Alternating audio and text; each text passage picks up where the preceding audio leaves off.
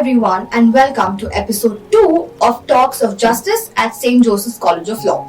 I am Navika, your host for today, and we will be talking about a subject that touches every working person, be it in office, factory, or at the gig economy: labor rights. To talk about labor rights, we have with us Professor Sudeep Sudhakaran, a faculty at St. Joseph's College of Law, whose expertise has guided all of us. Welcome to today's podcast, sir. Thank you. We're delighted to have you. Thank you. So, Professor, before we dive into the details of labor law, can you tell us why it is important to understand and why it is important to have labor laws in today's world?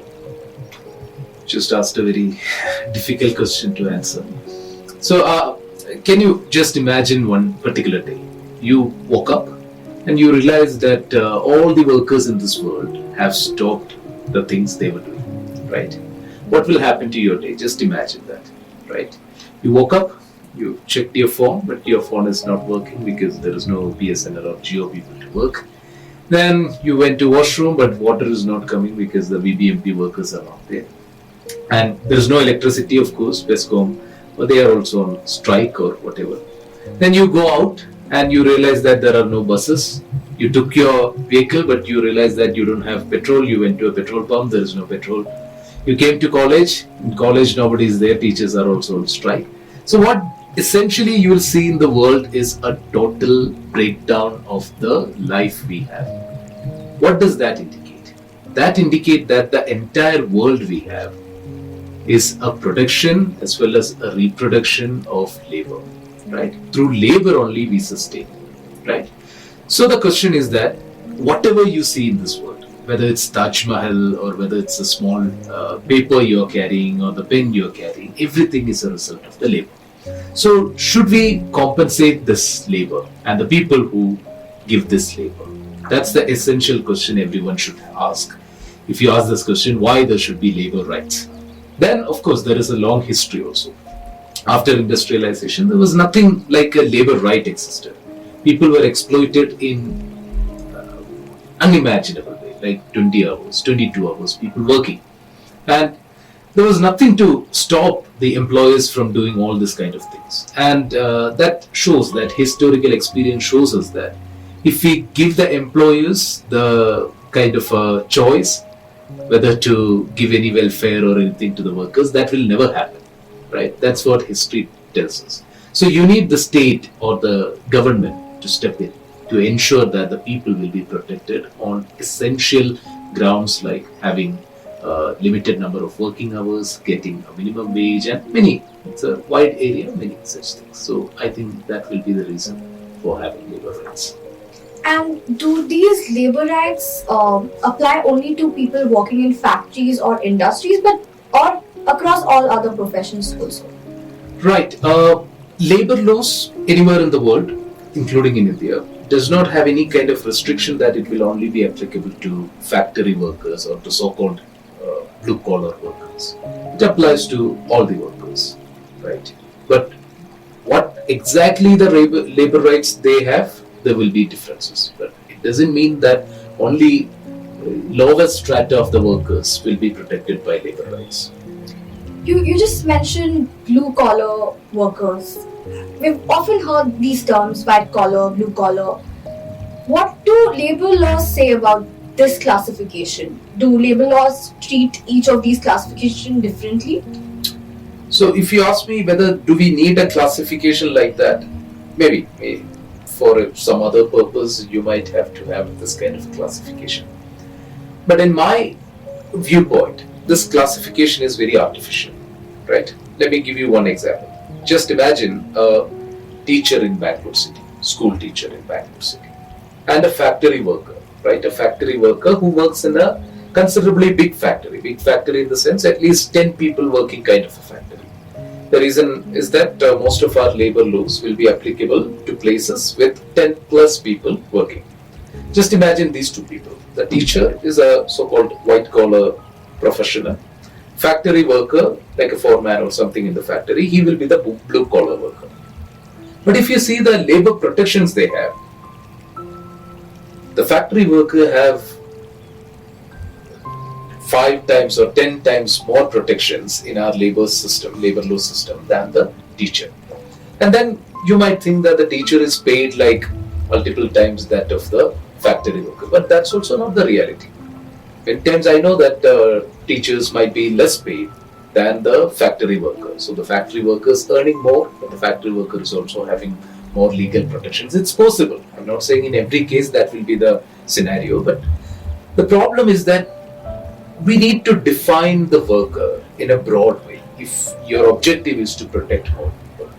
So sometimes these demarcations like blue collar, white collar will be reducing or diluting the possible protections to working class. So what should be our definition, ideal definition? If you ask me, my definition would be based upon the idea that whoever have to work necessarily, they have an existential question that they need to work in order to survive.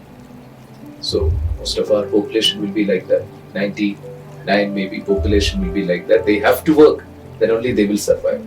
Unless you have crores of rupees in your bank account or something like that, you can live out of the labor of other people, right? So all such people who have a necessity or a necessity survival question to work should be categorized as workers if they work. Professor, since Bangalore is also known as the startup capital, we have a lot of IT companies, we have a lot of startup companies coming up. What do labor laws talk about the IT sector of the economy? So there is nothing like a total exemption of IT sector in Indian labor laws. Like IT sector has any taboo towards labor laws or anything. But many labor protective provisions have been given exemption in IT sector. For example, industrial standing orders. In Karnataka, there is an exemption to IT sector with the objective that in order to boost the IT development, it's better. There is a kind of a thinking, very prevalent thinking in the policy making that less protective laws, more development will happen. But I don't agree with that concept, but anyway, there is a thinking. Because of that, in many places there are some exemptions, and also we have something like special economic zones in which labor rights will be reduced in order to boost more development and investment from foreign countries and things like that. But apart from that, IT workers, first problem is that we have a wrong perception that all the IT workers are earning in lakhs and lakhs of rupees, which is absolutely wrong, right? Only a creamy layer of the IT workers, they earn that kind of a salary. The rest of the population, rest of the IT workers, they earn very, meager salary. But at the same time, many of them don't have any viable legal protections in their workplaces. But the things are also changing. Things are also changing in the sense that now, especially in Bangalore, for example, more and more IT workers are unionizing. So they are unionizing, and they are also ready to bargain their rights with the employers. And they are also demanding that they should have better working conditions. And also, we should also look into the fact that how many of the business leaders in this country viewing the questions like this. For example, the infamous statements of people like Narayana Murthy saying that you should work 70 hours, or some of the startup, entrepreneurs saying that there shouldn't be any concept of Sunday weekly holidays, right? And I saw one video in which one founder of a startup saying that there shouldn't be any holidays because it's not an Indian concept to have Sunday holiday or something like that, he was saying.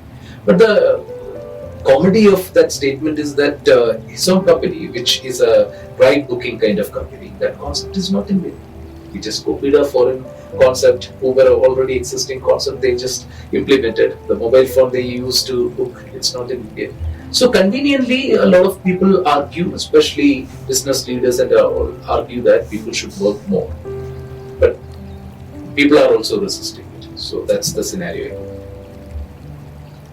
So, Professor, for decades, India had a patchwork of 29 labor laws which focused on different areas of labor rights. It was only recently that it was codified into 4 different codes. Can you enlighten us about these 4 codes, what they stand for, and how this transition happened? So, labor in India is in a concurrent list. That means both the central government as well as the state governments can make laws in labor sector. One of the problems we faced was that we have around 30, 40 central labor legislations, and also we have a lot of state level legislations.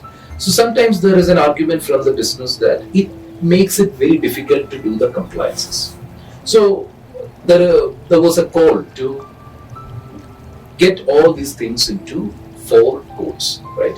On the basis of the industry code is there, workspace, other social security code, and things like that. There should be four codes to codify.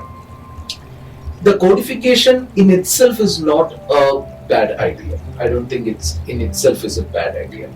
But what exactly the objective of that codification is a question we need to ask. Is it just to codify in order to reduce the complexities as well as the confusions, or are you doing it for some other purpose? That should be the right question we should ask. From that point of view, I find it very difficult to agree that this is just a codification or reducing confusion, complexity exercise. Because if you look at the many suggestions, it's actually not extending more labor protections to the workers. In effect, it's actually reducing even the existing labor protections to our workers. To understand this, first of all, we need to understand a basic problem in Indian labor structure, labor law structure, that most of our labor rights, like I mentioned already, they're only applicable to organized sector workers. That means 10 plus places workers, and also to formal sector. That means you have a written contractual relationship, that kind of workplaces. You can imagine many of our workers who are not protected by most of our labor rights, like a housemaid coming to your house.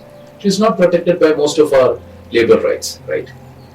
So the problem is that in the particular law, the codified version, many of the provisions are in fact even further reducing the protections. Classic example is that earlier in Indian Industrial Dispute Act, if you had to retrench a place with 100 plus people working, you had to get the previous permission of the government, right?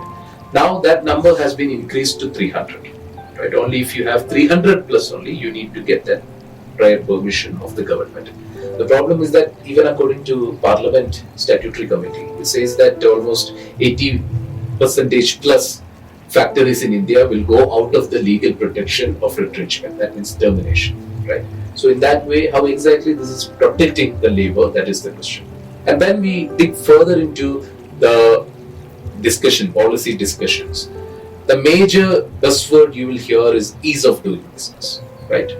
These laws are like a hurdle for ease of doing business. I completely reject that viewpoint.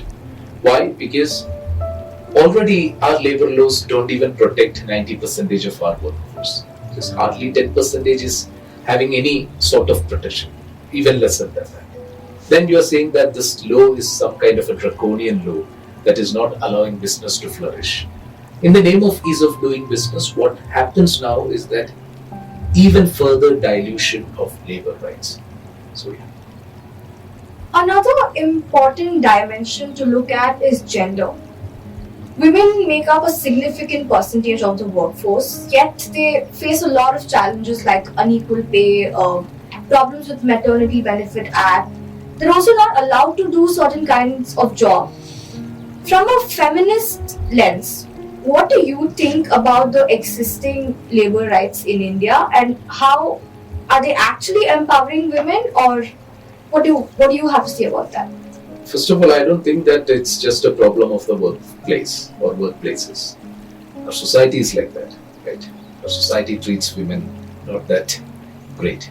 So there is a reflection of the same society into the workplaces as well. That's the way I see this problem.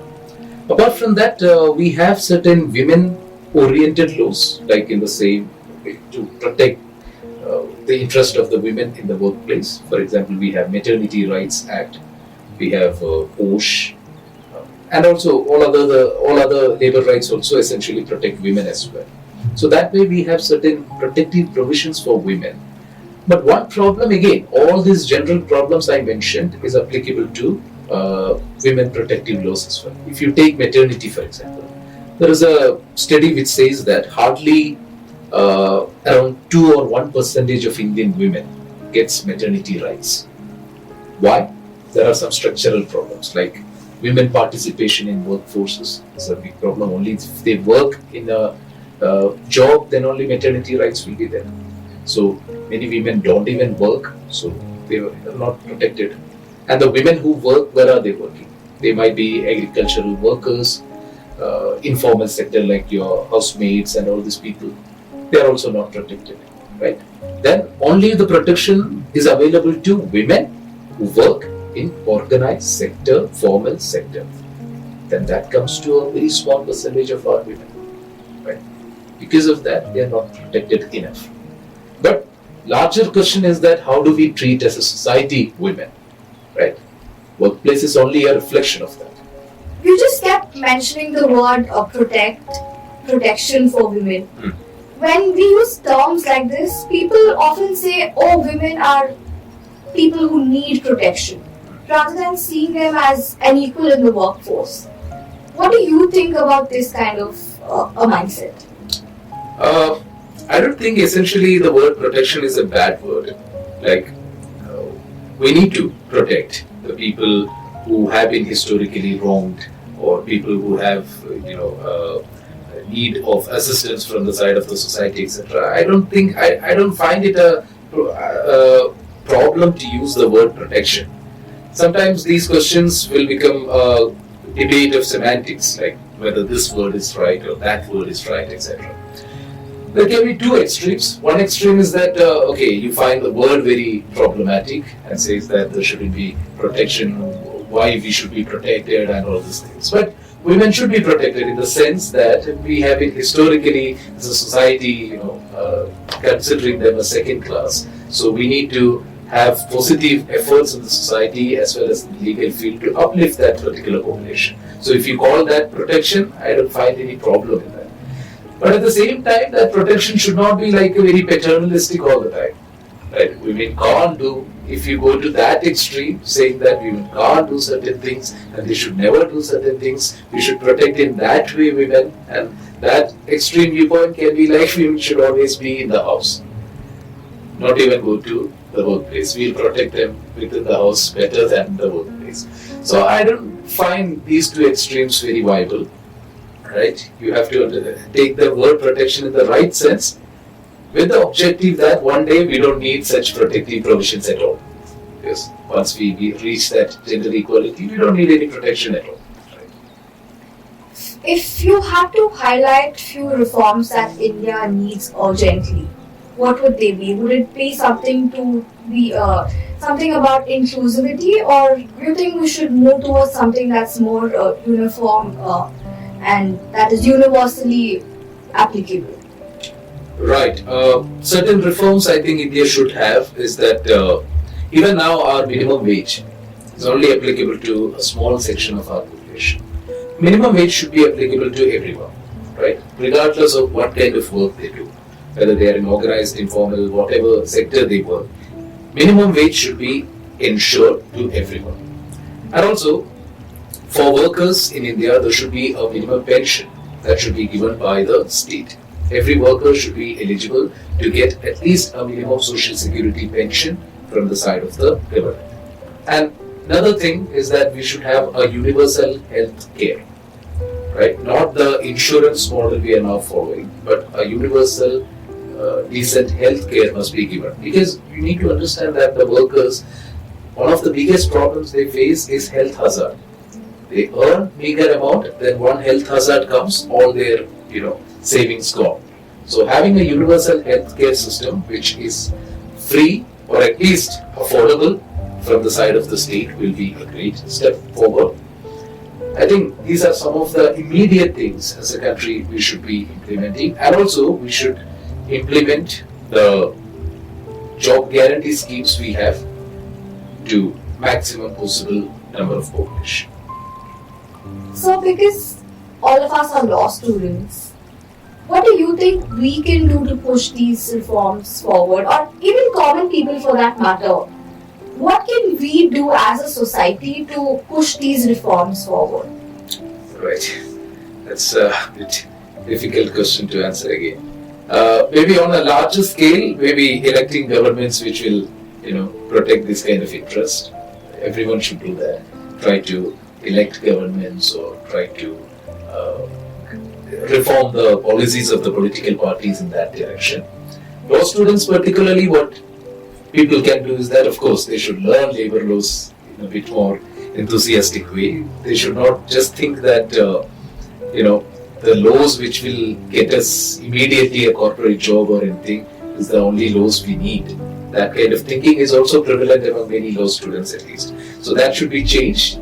And then they should understand that in the future they are also going to be workers, right? As law students particularly, they are also going to be workers, and I don't have to tell you about the running rates of junior lawyer stipends and all these things in cities like Bangalore. So these are all the things, and more than that, people should be aware about what are the realities of labor in India, right? And again, very importantly, is that more unionization is needed in every sector in this country. More unionization of workers is needed, because historically labor rights are a result of unionization. Even the law followed the efforts of unionized workers. That when people only demanded only the crying baby will get milk.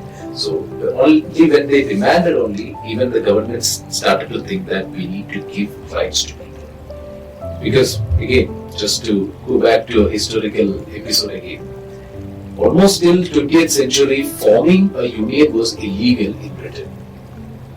If you join a union, if you demand your right, that was illegal. Making people work 20 hours was legal, right? So even all the legal efforts were actually a result of the protest, the strikes, the unionization people did.